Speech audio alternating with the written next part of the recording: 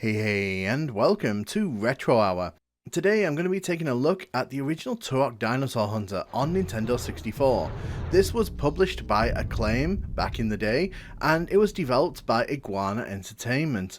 This was released in 1997, around the time that a bunch of other prominent first-person shooters were emerging on the Nintendo 64, and really helped to define what a console shooter should be, in my opinion.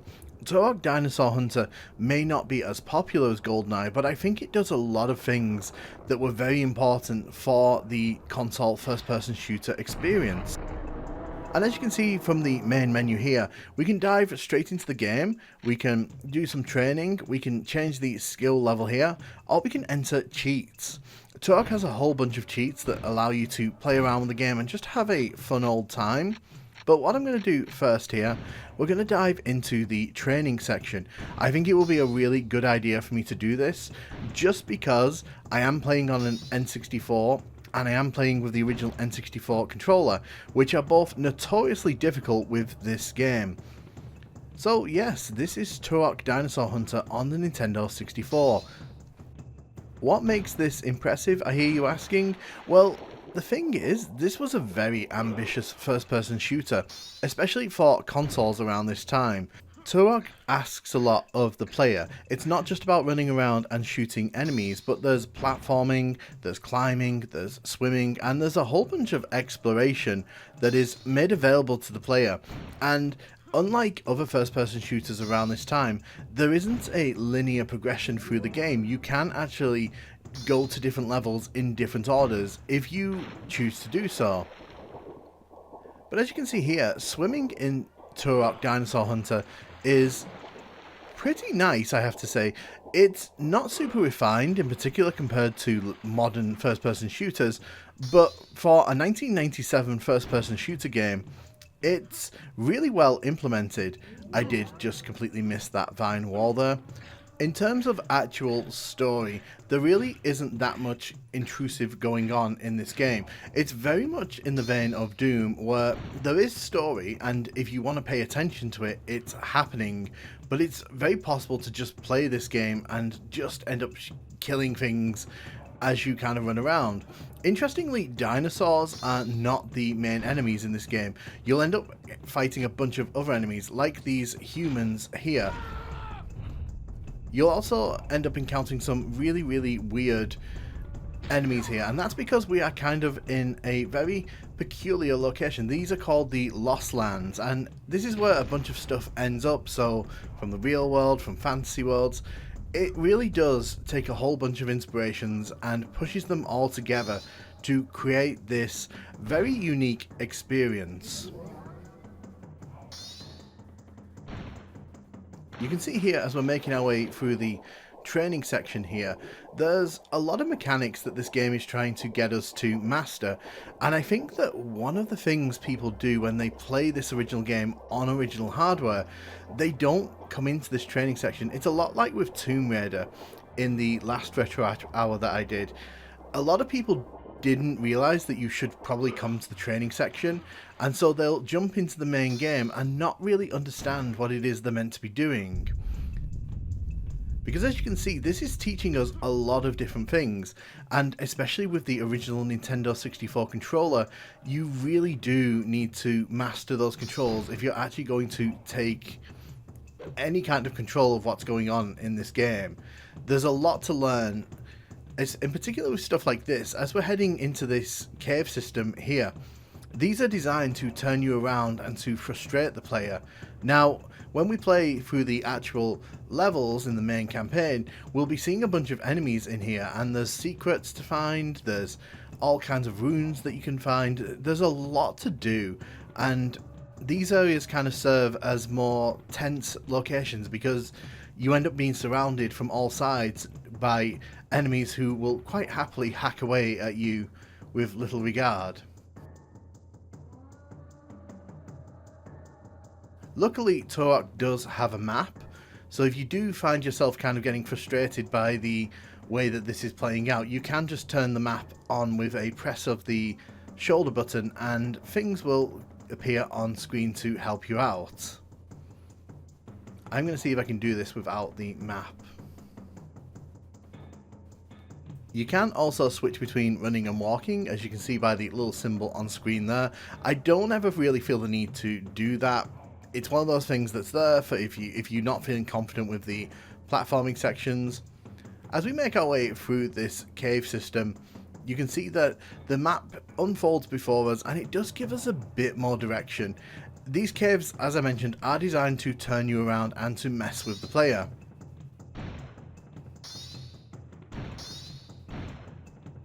Let's go. One thing that this game is infamous for, though, is jumping. Unfortunately, while it does introduce jumping as a mechanic, it's not super well implemented in my opinion. I think it's probably the weakest thing the game asks you to deal with. One of the problems with jumping in Turok is that sometimes it's very hard to tell where you're going to land. Like that, for example. And you find yourself just looking down, hoping to sort of spy where you're going to go. It's not terrible, and once you start getting used to it, you can kind of work into it very easily. But it's one of those things that there is a learning curve. Of course, if you're playing the modern remaster that Night Dive put out of this, then you really don't have to worry about any of this, because the controls have been pretty well refined in that version. But yes, using the Nintendo 64 controller to do all of these different things is quite the experience, and like mentioned, it does take a bit of getting used to before you can sort of master it. You see, we've got these rising and lowering platforms here. We'll have to deal with these if we want to get over here.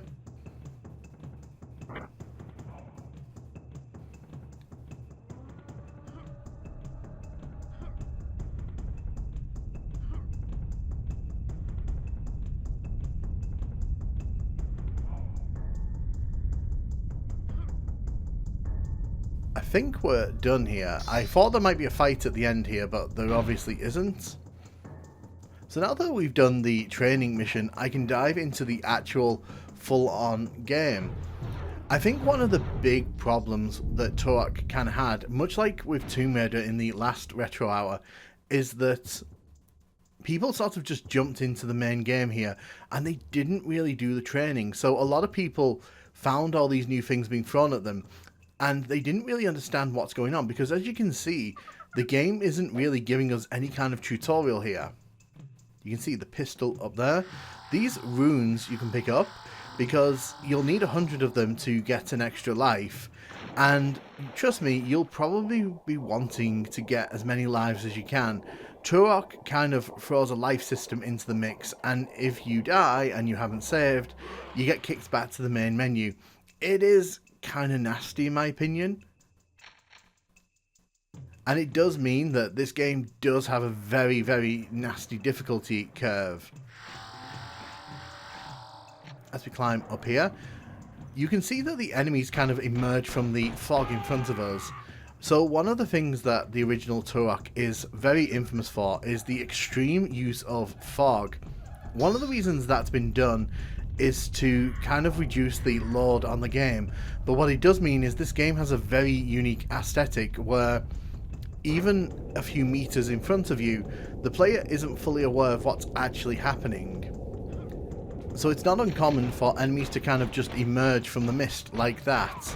It also means that, as you can see with that sort of deer that's dancing off into the distance, things will just kind of disappear if they start running away from you, and it's very hard to track where they're going.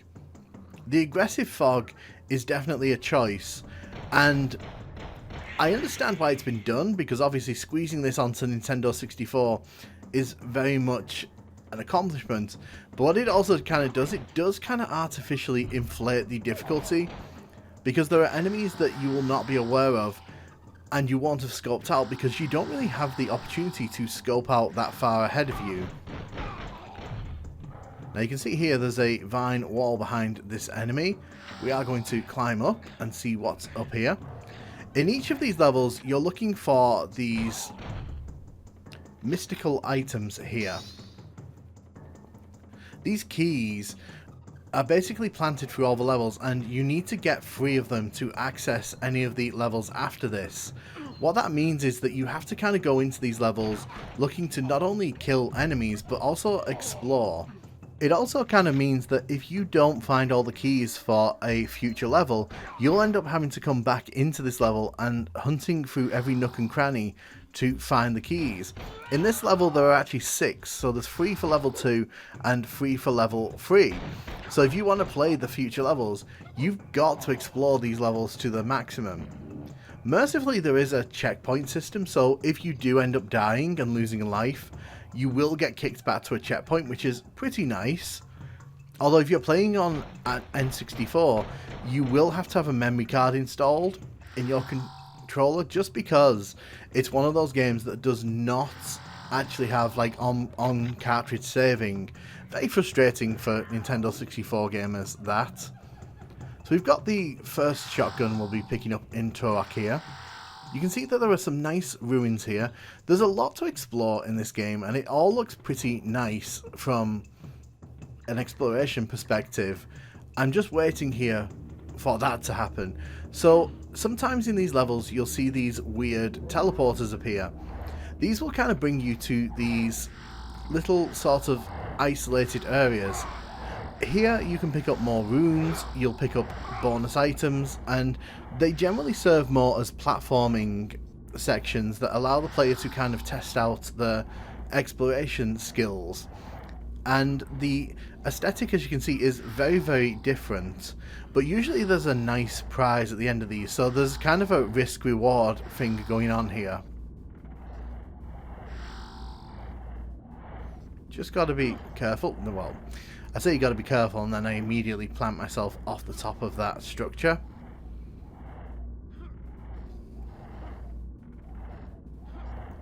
There are sections in Turok where platforming is essential, and if you are not a fan of exploration and platforming in your first-person shooter games, it's very likely you may not like what's actually going on here. As you can see, we picked up an ultra health, and we now have over 100 health, which is very nice indeed.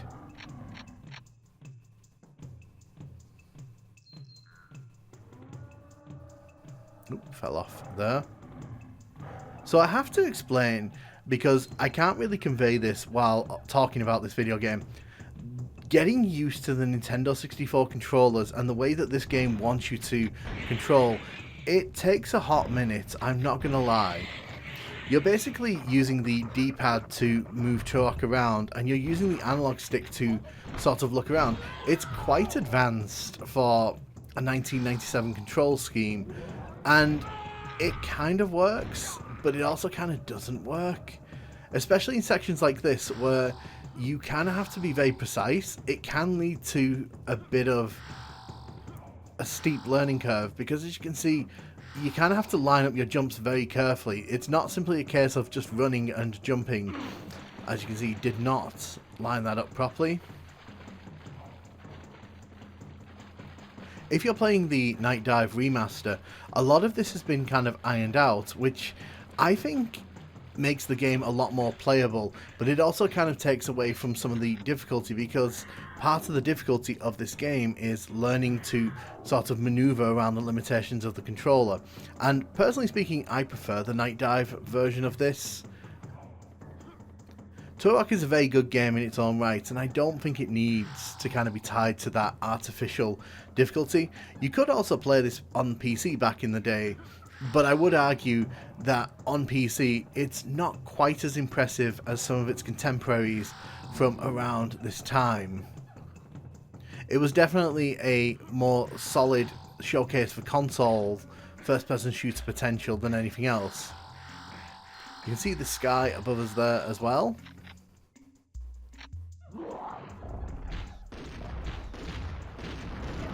I kind of like how when the fight started there, the birds sort of flew off. Also, I love using the arrows to make the enemy's body jump there. As mentioned, Turok was doing some pretty impressive stuff for a 1997 game, and this came out alongside the likes of Doom 64 and GoldenEye, so the Nintendo 64 at this period was really cooking when it came to first-person shooters.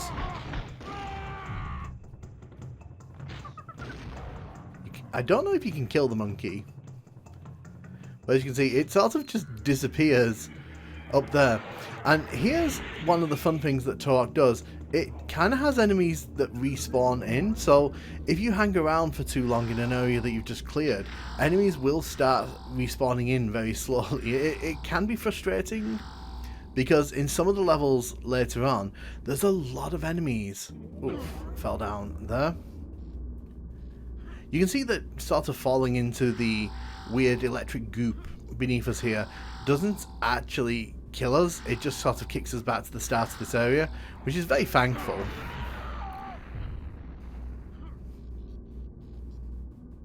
You could tell that enemy was just waiting to shoot me there. I think that, yep, there's one there to the left. One of the reasons you'll want to do these extra sections here is because you'll need those extra lives, especially in some of the later levels where things just get very, very intense. Carefully drop down here. I also think for a 1997 Nintendo 64 game, this is very impressive to look at. Like, I understand that the texture variety isn't the greatest. Oh, will you just go away? The texture variety isn't super expansive, but this just looks really nice. Like, it really does feel like you're exploring a wilderness, and it's really, really fun to do so. Unfortunately, I do not have a memory pack inserted into this controller, which, hindsight, I probably should have done that. But you can actually use these areas. Oh dear. We accidentally sent Turok to his death. So when you die, you actually do get kicked back to the previous checkpoint. I am Turok. And you'll see that we only have one more life. Well, it's actually two, because 0 counts in this game as a life. Just going to have to be a bit careful until we can get our hands on more lives here, because I really don't want to have to restart all this. Turok is a very, very, very fun game, but it does have some of its own issues that I think when you come back and play it on real hardware in particular, those issues really do kind of present themselves. I have to be very careful here because I cannot afford to lose any more silly lives. I also kind of like, as we entered this area, the lava didn't glow until like the lava had actually loaded in.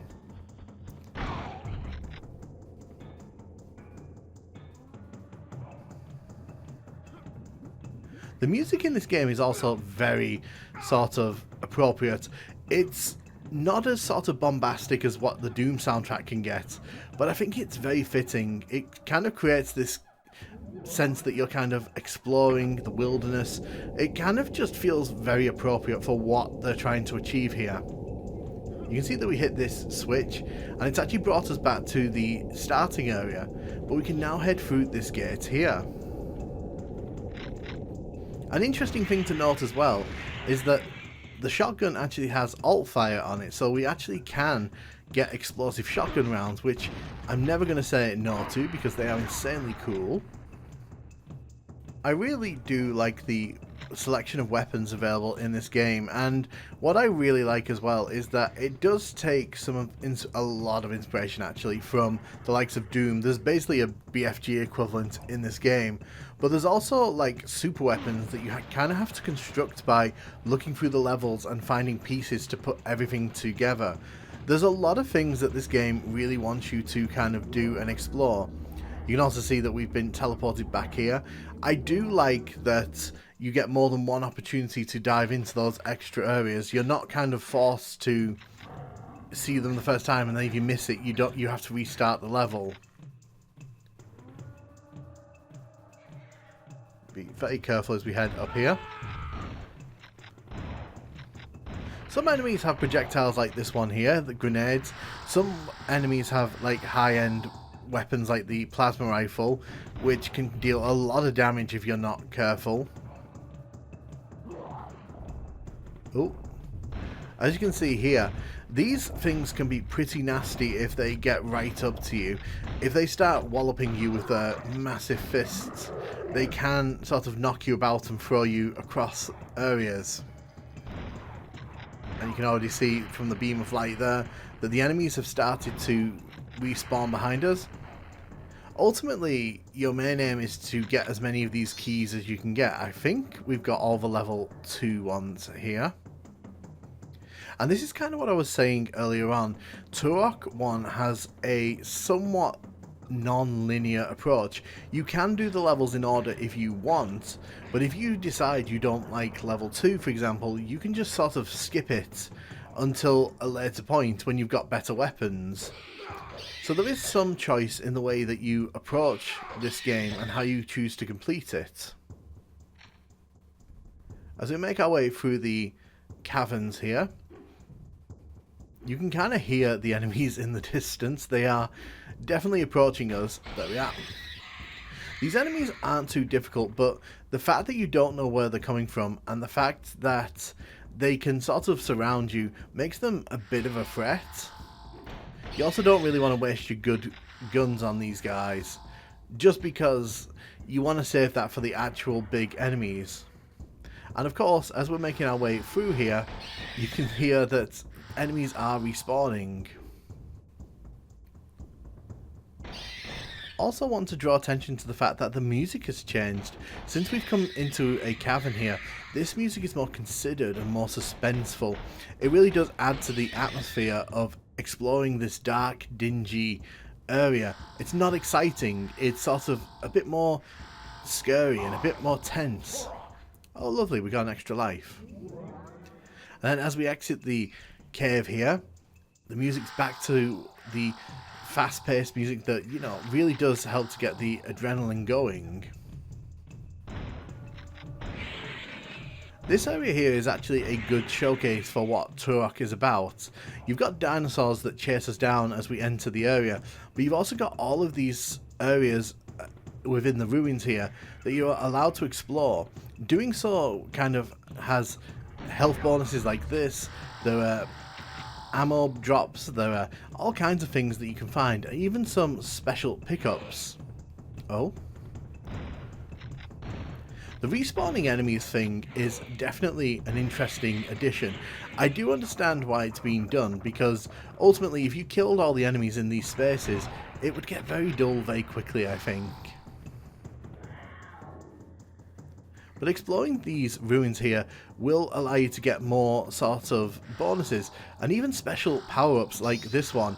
This is the spiritual invincibility, and what it does, it not only does it give us this really cool sort of disco aesthetic, it slows down all the enemies. So we have a chance to come into this next area here, run around, kill all the enemies, and they can't really do anything to stop us here. It's quite a fun power-up, and as mentioned, this game doesn't really take itself that seriously, so things like this don't feel out of place. And yes, there are cheats that allow that disco setting to remain on permanently. You can also make all the enemies dance, which was always one of my personal favourite cheats as a kid.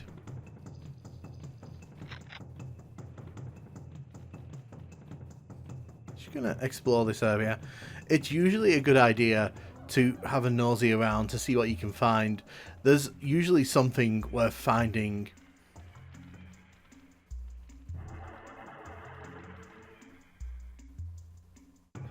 Of course, the only problem with having big open areas like that is that sometimes it is possible to kind of get lost, to end up double backing on yourself and not being able to sort of progress as quickly as you might do in other shooters. And one of the reasons for that is because the level design in this actively encourages you to keep your eyes open to find the way forward, because sometimes it's not super obvious and you will get turned around in some of these levels. And whether that's to your liking or not is really just a preference, in my opinion. So we've come into this area here. Oh goody, bugs. If you don't like bugs, these things are going to really annoy you. Again, much like those jumping things in the caves, These are not super difficult enemies, but the problem is, get 2 or 3 of them around you and they start getting behind you, things are only going to get kind of messy. But as you can see, I've come back to this, and within about 20-25 minutes, I've kind of got so used to the controls, it's really not that difficult. Again, a lot of the critique around this Turok game in particular was that the controls are very difficult, but once again, much like with Tomb Raider, if you take the time to actually do the training section, it's not that difficult to learn what this game's about. And I do agree with the critique that some of the platforming sections in Turok can be very, very frustrating, but personally speaking, I think it does a decent job of what it's trying to achieve. You will see here, though, sometimes the blue tint underwater can be quite overpowering, and it does kind of make seeing into these areas a bit more difficult than it needs to be.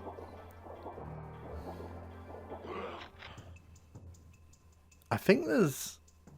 Is that a suit? Is that one of those big healths, or is it just one that... Yeah, so some of the items in this game, you do need to be under 100 health in order to grab them, and that seems to be one of those. If you can hear enemies running around, by the way, it's because we are actually underneath an area that we were in previously, and the enemies that have respawned are now running around above our heads.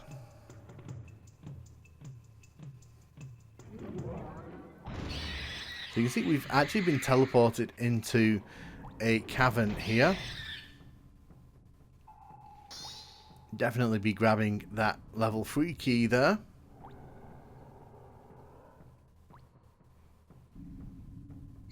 Of course, as well, you don't actually have to grab the keys if you don't want to. Like, if you just want to come into these levels and do some shooting, that is definitely a choice as well. You won't be able to progress very far in the game, but the game's never going to explicitly force you to grab the keys if you don't want to.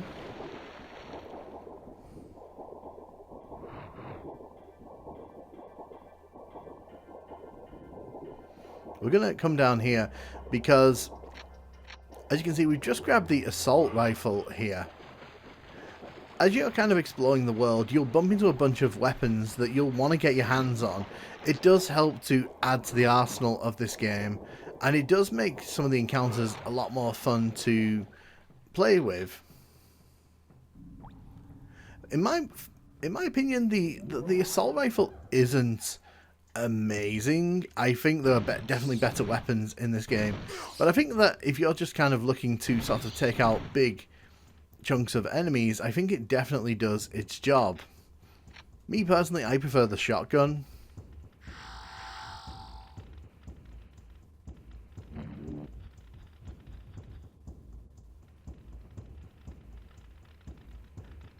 This section here requires us to sort of wander around this maze. There are a bunch of things for us to find in this maze, so you can just run through again. You're not forced to deal with all of the keys and such if you really don't want to, but I highly recommend it because otherwise you'll just be coming back here on the second and third playthroughs. Let's grab the explosive shells.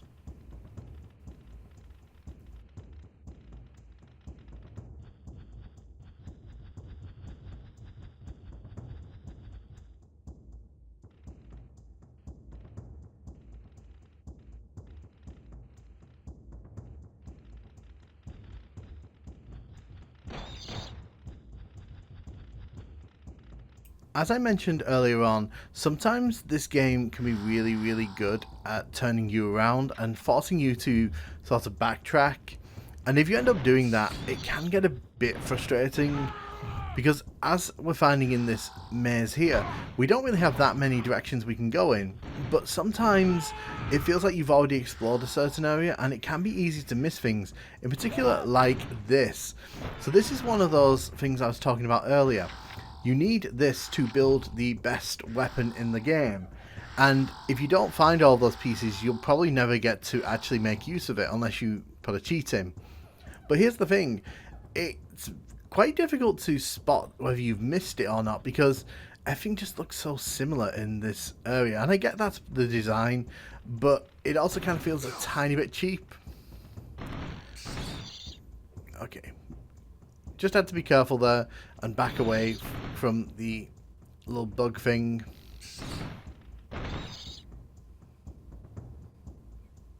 Ah, we found the key. I knew there was a key in here somewhere. I did not know if we were actually going to find it or not. So we have one more key to find on this level. If we do that, we can actually open up the second and the third levels, which will be pretty nice.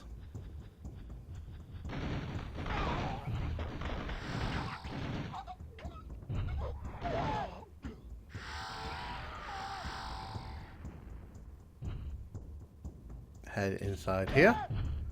So there is a teleporter here that brings us back to the sort of main area. Already in this level, there's been quite a lot of variety. We've seen caves, we've seen big open ruins, we've seen this kind of area here, which is more like a fortress for the enemies here. As you'll have noticed as well, like I said at the start of the video, you're not really fighting dinosaurs all that often in this game. There's a lot more human enemies that you're dealing with as you're kind of making your way through the world.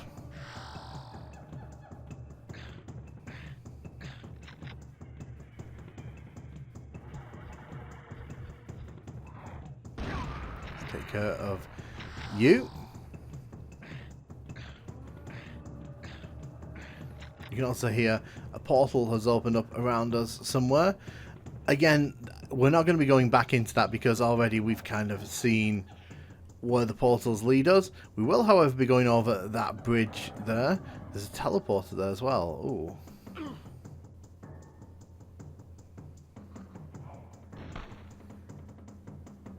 It is a very, very fun game to play.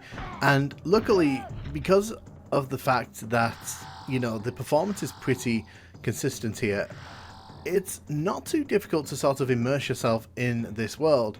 Don't get me wrong, like, you're not going to be seeing like 60 frames a second here, but for the most part, as you're kind of plodding around the levels, the decision to reduce the visibility of the player also kind of means that the performance is never that bad.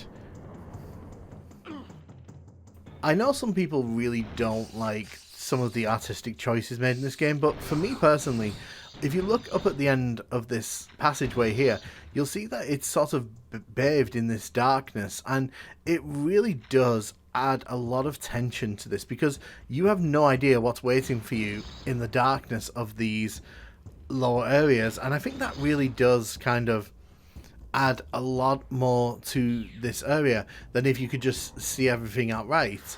Don't get me wrong, like, you know, in modern times, you know, shadows and things like that are given, but this is 1997, and I think there's a nice balance, for the most part in this game, of limitations of the hardware really kind of being used to add to the atmosphere of the game.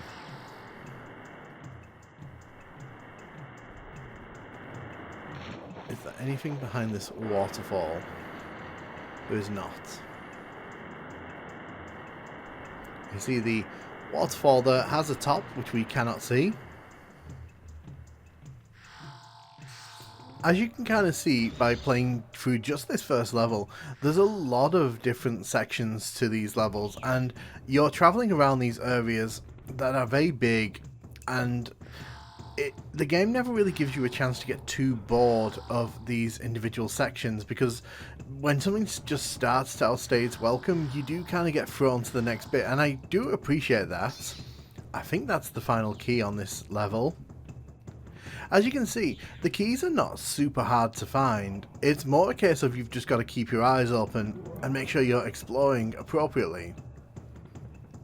One thing I really love about the original Turok, though, is that, as you can see here, we've made it to this section here, and this area is very, very ominous. It's very different from what we were just in, and this is actually the hub world that sort of connects all of the different levels that we'll be exploring in this game. So you'll be coming back here multiple times, and you'll be using this as sort of a jumping off point in order to get to different levels. And as we make our way across this little bridge here, you can see that we enter this very peculiar looking area here. As we approach all of these different sorts of pedestals, you can see there are structures behind that will act as teleporters. And when we do put the keys in, it opens up the gateways that allows us to progress. And this is what I was discussing earlier about it being somewhat non-linear. The fact is, you don't have to go to level 2 if you don't want to go to level 2. You can go to level 3. And I think that's very inventive for a first-person shooter around this time. It's very clearly wearing Mario 64's inspiration here, where in that game you had Peach's Castle. Here you've got this sort of not as expansive area, but it does add a lot of flavour and character to this game. And we're going to head through here. Although I will mention one thing I do find a bit disappointing is that sometimes the music tracks in this game are overused. So for example, we've got the same music here from the first level, which is a bit of a shame. As we kind of go through other levels, different music does play, so it's not sort of like you'll be hearing this over and over and over.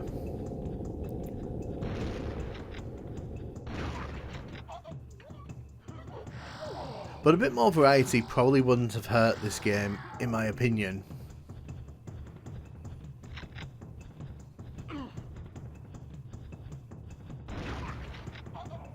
Take out the guy there.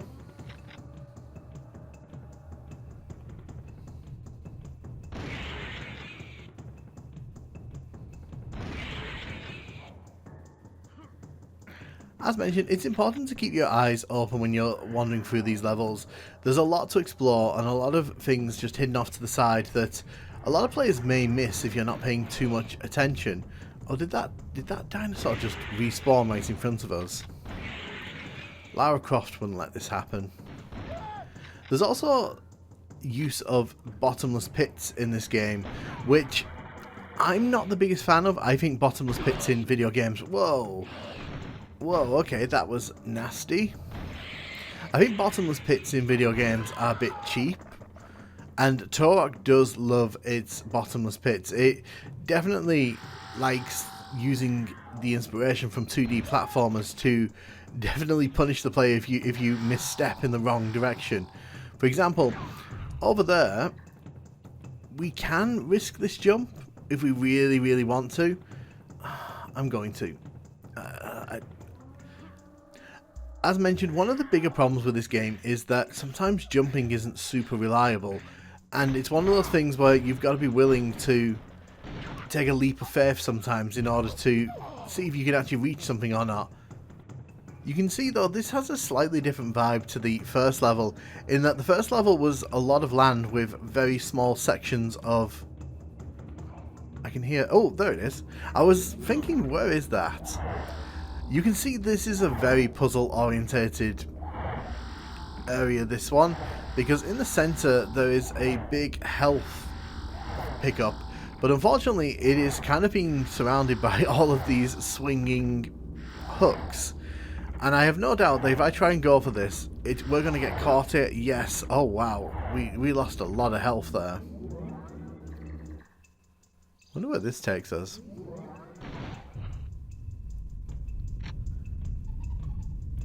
So the purple runes here offer, I think, is it 10 or 20? I am Turok. So they offer 10 runes at a time. They're really useful if you want to grab the extra lives. You'll be needing... Look, I don't have to drop down. We can just come over here. You know what, actually, let's drop down.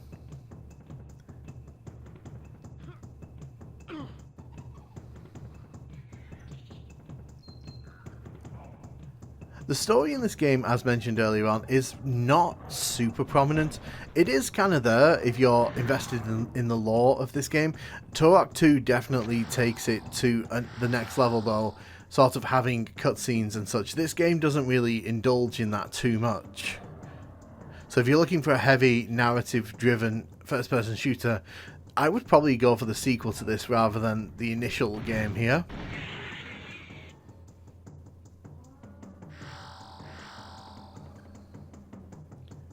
just checking all around here. So with some of these bigger levels in particular, you will find yourself kind of looking around off cliff edges and just sort of making sure that you're not missing anything super important, because sometimes the game likes to hide like caves down the side of places that you wouldn't normally go to look.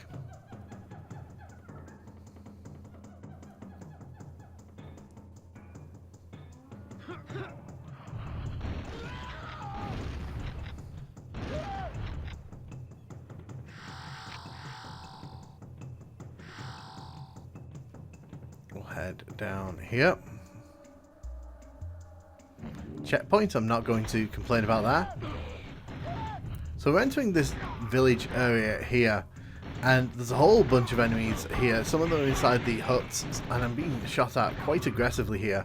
Oh wow, you really did just shred my health down to next to nothing, didn't you?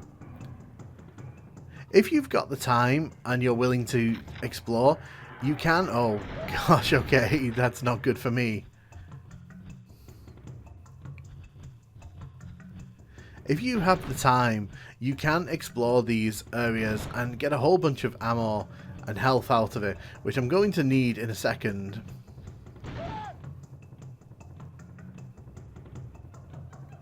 Health? No health.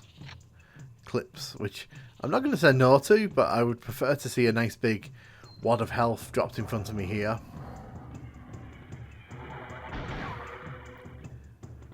You can see there just how aggressive the respawning on the enemies can be in this game.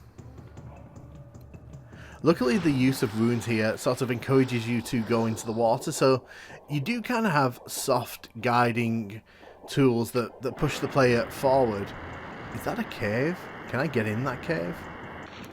I don't think I can get in that cave from this side. I think I'm going to have to find a way around.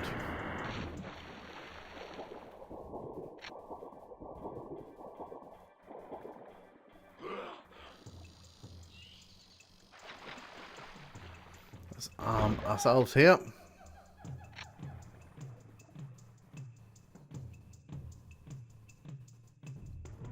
You can kind of hear the distant thudding of the dinosaurs when they realise that you're here. Oh, okay, that's not good. Oh, there's health down here, even better. See what I mean about keeping your eyes open? This game likes to reward you for being somewhat curious. Oh, there's a cave here as well.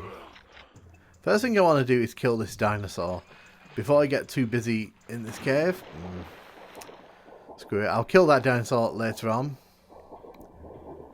So now you can see we've combined the caves that we were exploring in the first level with the underwater sections. And yes, we do have a limited amount of air, so if we're not quick out of this area, we will start losing health.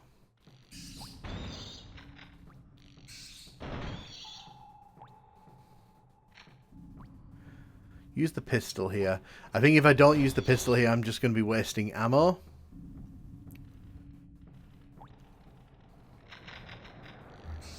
That can't be the only thing in here. Oh, can you see how annoying these things are? They get right underneath you. Oh. Let me in. Oh no, we missed it. But we found a key here, so exploring this cave was actually worth our time. 2 more keys left to find on this level.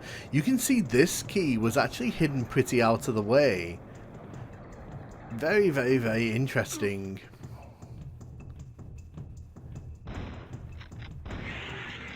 Shoot you in the face. I have plenty of shotgun shells. I really could do with a nice bit of health here, game.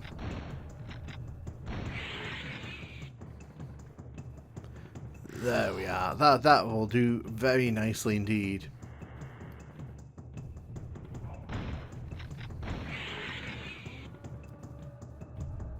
I think as well it's fair to say that the variety of enemies isn't the greatest in these earlier levels.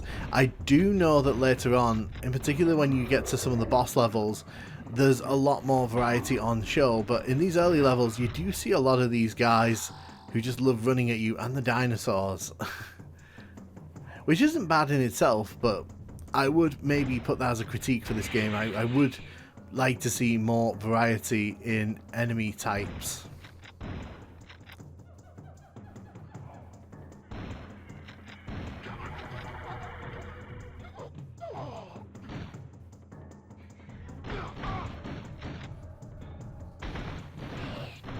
I have to be careful here. There's people shooting at me from I don't know where. Is it you? There's people shooting me from I don't know where, and if they get a few good shots in on me, I am going to be really clutching, because health has not been nice to me on this level. Let's have a wander up to the top here. The dreaded respawn sound. So we picked up a box of bullets. That's going to be useful, I think. But that's the way we came. You're sort of seeing in real time here, even though I'm kind of familiar with this level, it is entirely possible to get spun around, and the thick fog that sort of surrounds Turok makes it a bit more difficult to sort of fathom where you're actually meant to go next until you kind of rub your nose in that direction. As you can see there, I think that's a bottomless pit as well. That's a very nastily placed bottomless pit, because if you don't see that coming, you're just going to wander down. Oh, you've got a plasma rifle. I'd love a plasma rifle, but I don't think the game's going to give me one this early.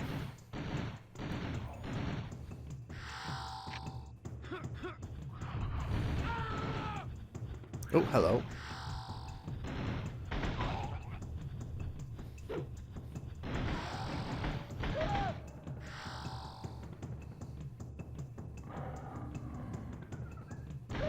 Take care of you.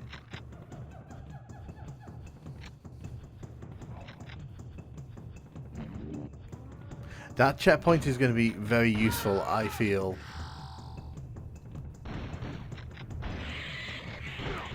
The way I've been clutching health so far, I'm not confident of getting through this level without dying at least once.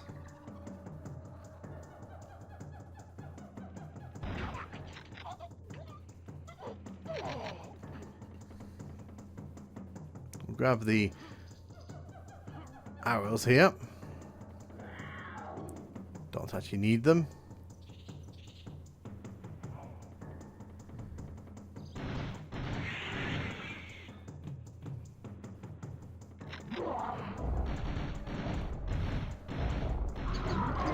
Oh, okay, I did not know there was one behind me there. That was pretty terrifying. Did not want that. I'm going to focus on the human enemies here, because that big green thing can only hit me when it's up close with me, whereas the enemies there had guns, and I felt they were the more imminent threats. Where is he? There he is, hiding in the mists. I thought that was going to fall off there. Right, I want to go into that portal, because I hope to God there is a health bonus in here. So let's just quickly jump and get in here. So I'm here mainly for the health.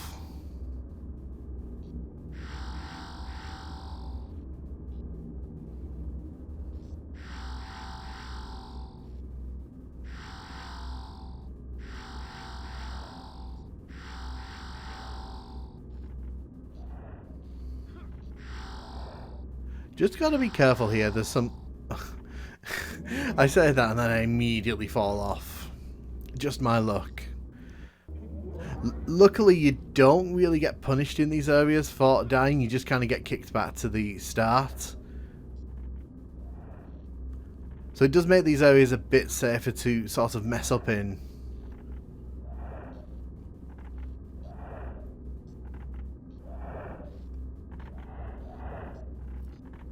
I don't think Turok fancied getting smacked in the face by that sandbag there.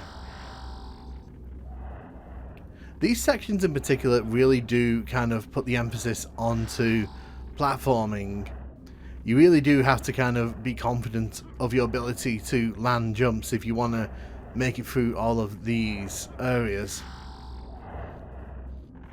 As we jump on this, they all come up. I don't need shotgun shells. I do, however, want more bullets. So we'll grab that box of bullets. You know what, it's actually not worth going out the exit on the other side. You don't really get much for finishing those, you just kind of get kicked out the same way. So that's why I just sort of went back to the start and was like, well, we've already done the heavy lifting there. I do see a health bonus that I want to grab before we head inside that cave. Oh, man.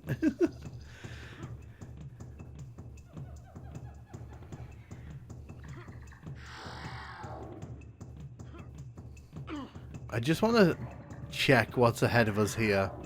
I have the health to do so. I think this might be the wise moment to just quickly check here what's ahead.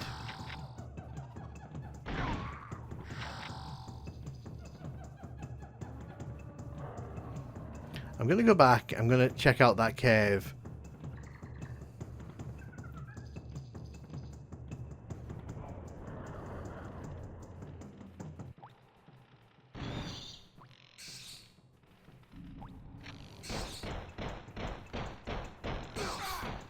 You can kind of see here, because we've backed out so far, the music's actually switching between the cave music and the normal level music. These things are really annoying. When they get right up to you, they definitely aren't afraid to start just sapping your health. You can also see these caves are getting slightly more ambitious as we're making our way through the game here. We've got multi-layered caves going on here.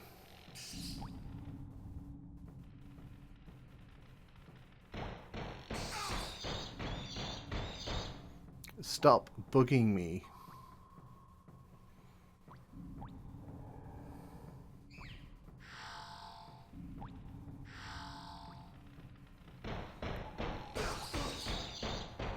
Well, I'll need these health bonuses to get back the health that I just lost.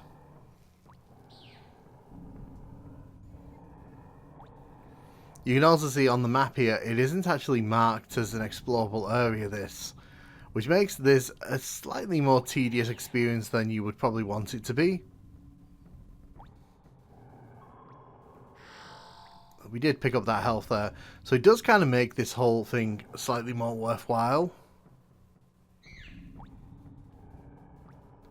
I think I should just head back out the entrance. I reckon there's probably something else in there, but I was going to only get lost, and to be honest, we're coming up on the hour soon anyway, so I want to try focusing on finishing this level rather than getting lost in caves. If I was to compare the level design of Turok to any other game, it wouldn't be the likes of Doom or Heretic or Duke Nukem. It feels a lot more closer to the likes of Tomb Raider, in the sense that these are like little sandboxes where you're kind of running around collecting items. There isn't like a super open world on display, but there's a lot of potential for you to kind of go off the beaten path and find a bunch of extras if you're willing to sort of do the deep exploration. And like I said, it does remind me of some sort of Tomb Raider levels in that respect. There's also an emphasis in this game on collecting items and sort of foraging to find what you actually need in each level, whereas in the likes of Doom, it's more about just finding the keys and then sort of racing it out of the level. For example, this space here, this is a completely optional area.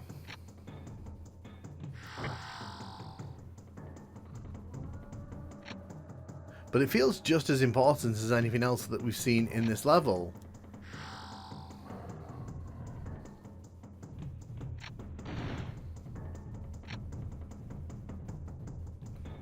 Although when Lara was killing dinosaurs, she did it with dual pistols, whereas we're doing it with a little machine gun here. If you want to experience the original Turok games, I would wholeheartedly recommend the Night Dive remasters. They're available on modern consoles, which is the first major plus. Number two, the few performance hiccups that you will notice playing this are fully ironed out. And number three, I just think they've sorted out the controls in a way that works so much better than the N64 controls here. Don't get me wrong, for the N64, these controls are perfectly fine.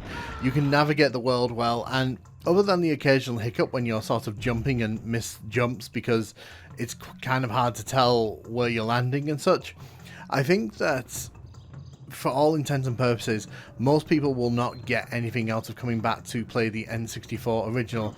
There's just a few too many limitations here, in my opinion, and the remasters from Night Dive really do a standout job of bringing this experience to modern consoles in a way that I think is respectful, while at the same time improves it way more than you could ever achieve on this console. And that's, again, not a fault of Iguana. The Nintendo 64 controller is ridiculous when you look at it, and they were trying for something a bit ambitious in this, and for the most part it kind of holds together, but at times it does get a bit frustrating. Like in this area here, I'm kind of being shot at from all angles, and it takes a while for me to kind of line up my shots, just because Turok takes a little while himself to look around.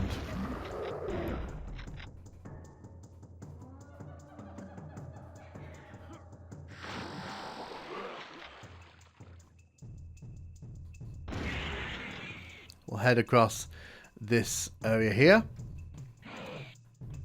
But yes, I would recommend the original Turok experience to people who want to try it. Coming back to play it, it really does hold up well. It's a very solid first-person shooter experience, and while it lacks some of the bells and whistles that I think other first-person shooters on the Nintendo 64 would end up having, I think in its own way, it just has a lot to offer. And it brings a lot to the table. There's enough variety here to keep you kind of engaged, and the series would obviously go from strength to strength for a little while on the Nintendo 64. Okay, I am really clutching for health here. What I'll do, I'll play until either I die here or until I finish the level. I think they end up... Oh well, if dinosaurs are going to keep respawning in like that, trust me, it's not going to take long for me to meet my maker. Turok is very much a product of its time, but I think that the core experience here really does translate well to modern playing experiences, and even on the Nintendo 64, it's a really, really fun time. And I'm really glad that I've come back to play this again, because it's one of those first-person shooters that just has a unique vibe about it. Please, I want to jump in there right now. Right now. Nope, don't want to jump in here. Let's leave. We're going. Bye-bye. Oh, there's a... Really? Did I just get attacked as I was coming out of the portal? And the thing is, there's a key over there as well. Really, you need to stop respawning, mate. If you need an example of how aggressive the respawns in this game can be, that dinosaur's respawned 3 times. 3 times at least. How do we get into that key area? It doesn't really matter. I honestly thought I was dead there. You know what? I need health. I can't really be playing around with that key when I don't even know what's ahead of me here. Oh no. Kill them all. Yes, a tiny amount of health there added to my health bar.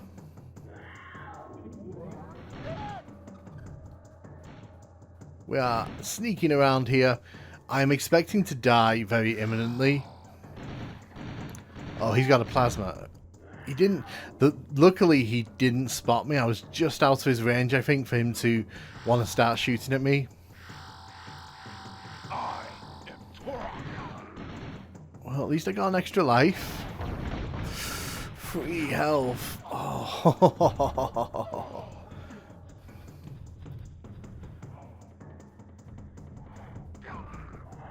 Oh, okay. The boulders are doing the good work for me here. They're killing all the enemies ahead of me. Oh, I really don't want to be seeing you right now.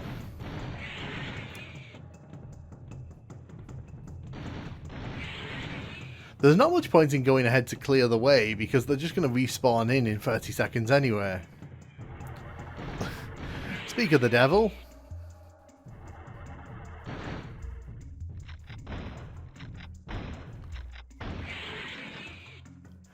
I have to be careful there as well, because... Whoa! If that hit me, I would have been dead, because that was a trap. Yeah, so Turok does have traps like that. They are intended to catch out players who aren't paying attention, like I was not there. There's a checkpoint. A checkpoint basically tells me that there's still a bit of level to go.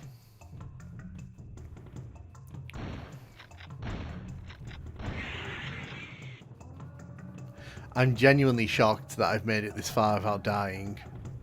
It feels like the game's been sort of teasing me with death for the last 5 minutes.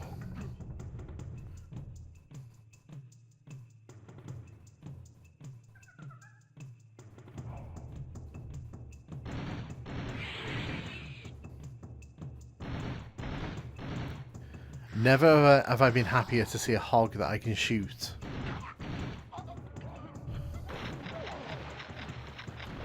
I don't need shotgun shells. What I need right now is health, and lots of it.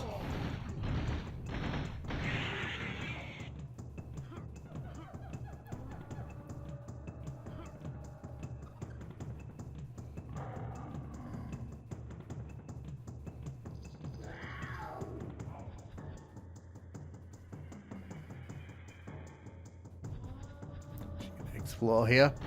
Luckily, neither of these have guns, so I'm just able to back away from them. Although he was getting pretty close, though, with that big pointy stick. Stop. There cannot be much more to this level. I must be getting close to the end here.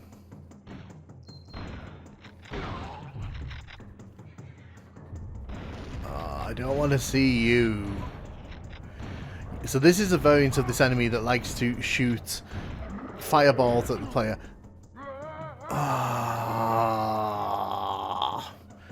That's such a sucky way to die. But then again, that's such a Turok way to die.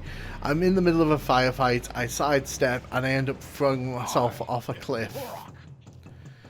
Oh well. We must be really close to the end of this level. I'm just going to play until the end of this level, and then we'll wrap it up. Turok is obviously a game with frustrations, and it's a game that I think it's not aged the best. I think definitely if people come back to play this one, you need to come with your expectations tempered. This game set the standard for console first-person shooters alongside the likes of GoldenEye, but that doesn't mean it holds up particularly well. I just want to get through this cave. I just want to get through this cave.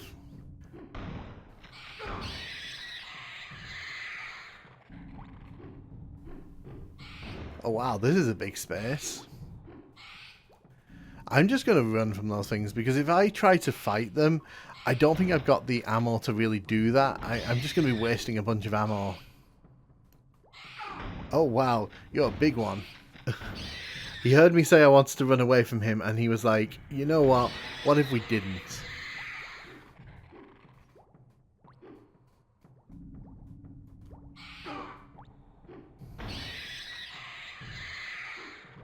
If you do try to rush these areas, you can see what's happening here.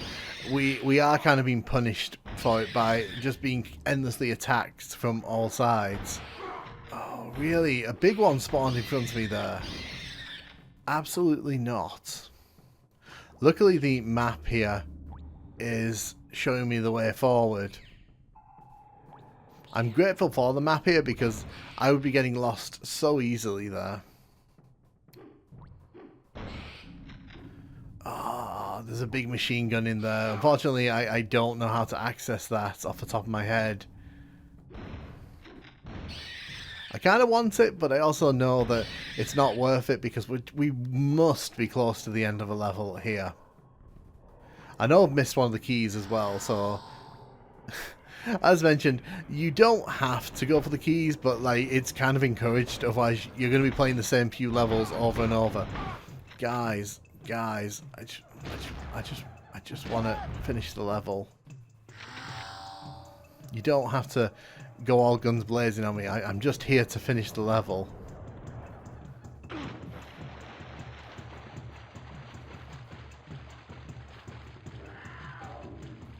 Another checkpoint. I love the bow and arrow because the blast radius from the explosion on the powered up balls really does kind of make them a viable option against a lot of the enemies in this game.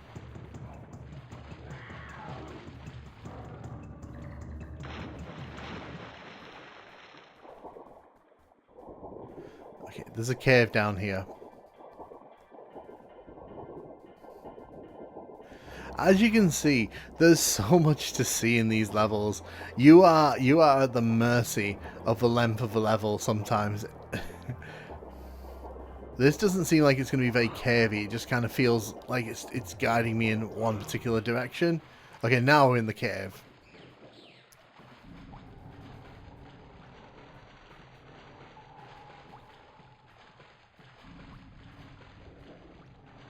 You can see these enemies are swimming in the water. It makes them just that much harder to spot because it's kind of hard to see them under the water line.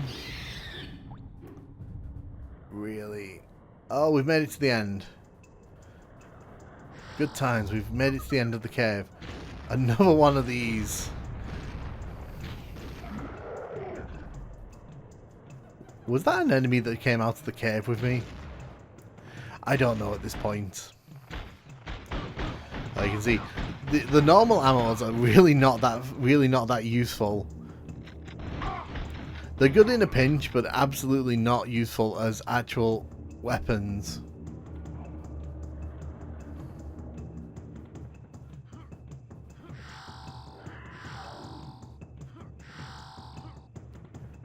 I think this is the end of the level. Oh, but it's being guarded by a bunch of enemies with grenades. Really game. So we've made it to the end of the level here. Honestly, this has been really fun. Just coming back to re-experience the original Turok in all of its N64 glory, it still holds up in my opinion. It's got a lot of fun value to it, and if you're looking for an old school first person shooter experience, definitely recommend this one. Thanks for checking out this video. It's been really fun getting to re-experience this with all of you. Have a good time.